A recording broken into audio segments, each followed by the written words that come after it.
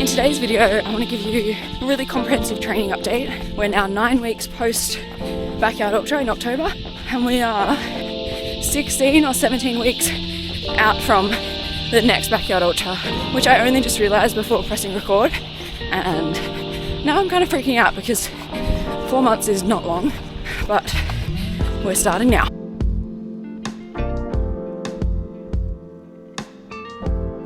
Now, if you want any detailed context on how the last Backyard Ultra went, there's plenty of videos to recap. But I guess following that, I pretty much straight after knew that I wanted to go again, and I wanted to go further. And the plan was basically to then have a bit of a recovery period for about a month or so, and then rebuild, get back into training, increase the volume, increase some intensity, and do lots of running basically. So that hasn't exactly gone to plan yet. The recovery has taken a lot longer than I expected. Having never run 100Ks before, I didn't really know how long that was going to take. But kind of 4, 5, 6 weeks after, I was still pretty tired and just not raring to go physically or mentally. But I feel like I turned a bit of a corner in the last couple of weeks, and then had a little bit of a setback when I strained my calf 2 weeks ago. Luckily for me, it wasn't too bad. At the time, my calf was pretty sore. I started filming a video talking about my rehab and recovery and return to run post-injury. But I ended up basically just having 1 week off, and it's feeling good. So it must have been pretty mild, which is obviously a relief. So now this week, Monday, I think it's the 9th of December, we're starting off just rebuilding, getting in lots of consistent training, lots of volume slowly over time, nothing too quick. And yeah, I want to have a bit of a roadmap as to how the next 4 months will look. I'll put my Strava graph on the screen, but my training has been pretty up and down the last 8 weeks. Some recovery time and then a couple of bigger weeks while I was away in Queensland. And I'm now looking to kind of, for the next month, average out that sort of 75 Ks per week, which I seem to handle relatively comfortably, and it doesn't feel like too much. And then we can build a little bit further into January, and ideally I'd love to hit a 100k week or a couple of those in kind of late Feb, early March as kind of that last peak block before tapering down for the race. Alright, can the cicadas relax a bit? Why are they so loud? They not know I'm trying to film a video. Now, the good thing about training for a Backyard Ultra versus training for a marathon or a 10k or anything shorter is that most, if not all, of the training can just be easy, comfortable jogging, which is so great. It means I can go to whatever run clubs I want to do, I can run easy with friends, I can run solo, and I can do a lot of it and bank a lot of volume. I do think there's a importance for some longer threshold and tempo work, so doing some 20, 30, 40, even 60-minute runs at kind of a moderate tempo effort, because I think that will just help to improve overall fitness and efficiency. And while those paces won't be used in the event, I think it just helps to increase your ceiling and your potential. But majority of what I'll be doing is a lot of easy stuff. I'm keen to implement some more double, triple, maybe even a random quadruple day where, you know, instead of doing a 40k long run, I might do 4 10k runs split throughout the day, because I think that stop-start and kind of repeated effort is a slightly different feeling than a long continuous run that's just one and done. So there'll be lots of doubles, hopefully doing some commutes to work just for time efficiency, and then running again in the afternoon will be a really nice way to do that. But I'm going to be really gradual with it and careful. My training volume for the last 2 months has been much lower, so I just need to make sure that I can handle a solid week of single session days before I then start to add in any doubles or any intensity. General plan will be easy run Monday, delta session on Tuesday, mostly just to see some friends and push a little bit harder to keep some variety in the training, but I'll still be keeping most of that at kind of a tempo-y threshold effort. Wednesday, midweek long run. Thursday, Crowy Run Club. Friday might be rest day, cross training and strength. I'll talk about strength in a second. Saturday, probably an hour or 90 minutes.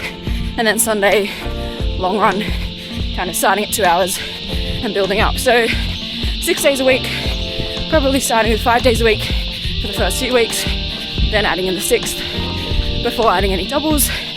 Strength training has been really good for the last few months. So I've been really consistent in the gym, lifting a bit heavier, squatting, deadlifting, calf raises, all the good stuff.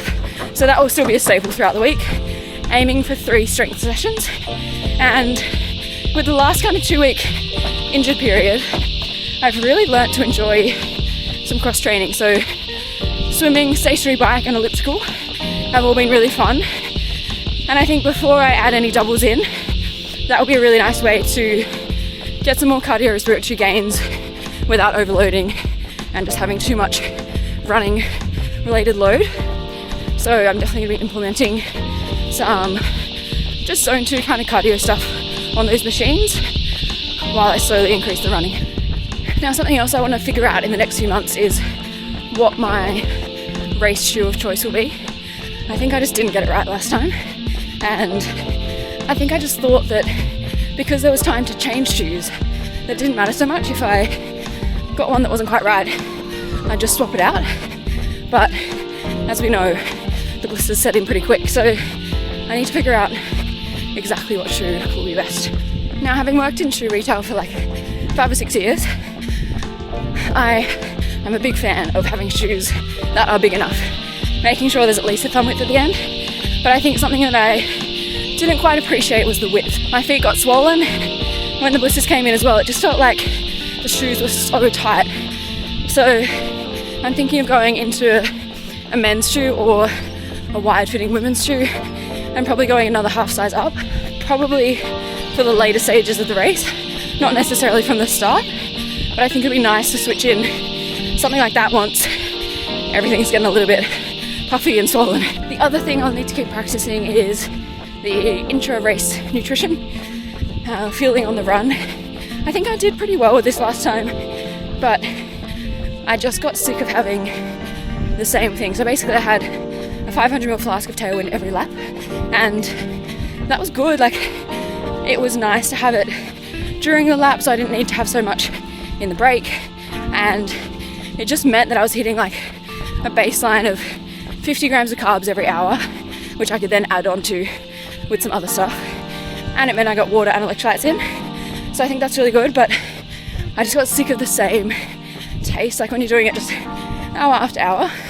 So I think mixing in some water, like every 3rd or 4th yard, have just plain water and then some salt tabs or something to up the electrolytes, and then obviously on that lap I'll need more gels or a different carb source. But I think variety will just help to keep things interesting. So I'm going to bring you along for the ride, hopefully doing some monthly updates in terms of how training's going, what the plan is, what things are working and what isn't working.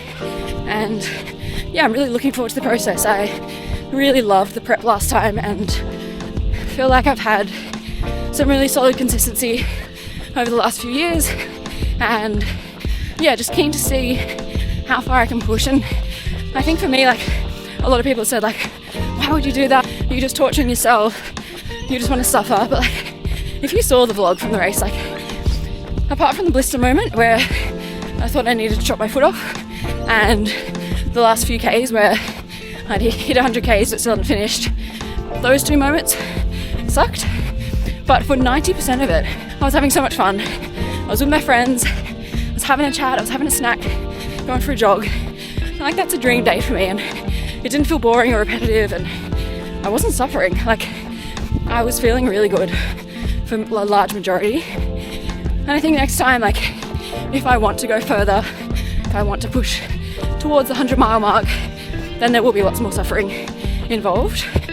But what I really love is the next 4 months I just get to run, and that's what I love to do. So it's a fun process. I'm not doing it for suffering or to fight any demons or any of that kind of thing. It's purely just an exploration and something that's enjoyable and fun and something different. So yeah, I'm looking forward to seeing what we can do, seeing how much further I can push, and I'm excited for you to come along for the journey.